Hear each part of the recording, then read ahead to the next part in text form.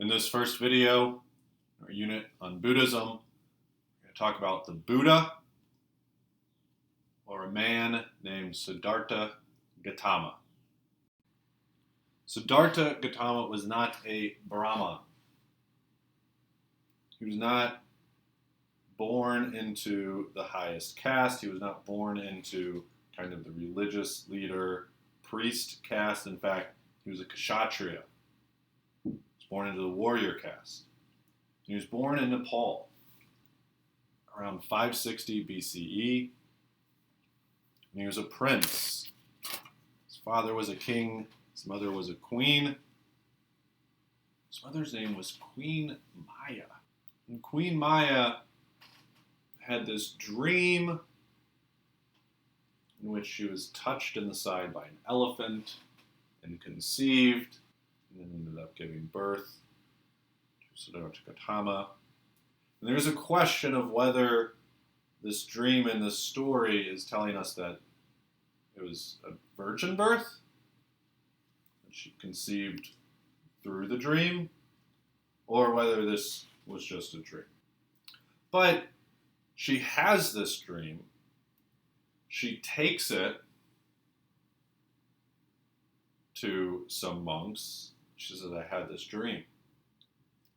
And they interpret the dream for her. And they said, well, the dream means that you will have a son, and your son will either be a great holy man or a great king. And she eventually has her son, Siddhartha Gautama, who simply emerges from her side. Emerges from her side, a place called Lumbini Gardens, just jumps out of her side where the elephant touched her. Takes about 7 steps. So he also doesn't jump out as just a little tiny newborn that can't walk or do anything. Takes about 7 steps and he turns to his mother and he says, no more births for me.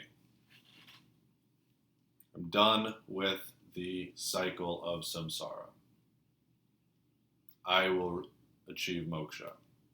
Now, he is rich because he's a prince. His mother dies shortly after the birth, as you would expect if a child just leaped out of your side. So his father raises him. His father is aware of this prophecy, great holy man or a great king.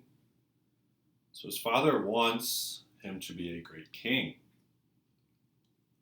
to be his heir, his successor. And so he spoils young Siddhartha, gives him everything that is pleasurable, everything to fulfill his last desire. And he also shelters him. Basically keeps him on kind of the palace grounds. Siddhartha doesn't see suffering, doesn't see death, doesn't see anything unpleasant, doesn't experience anything unpleasant.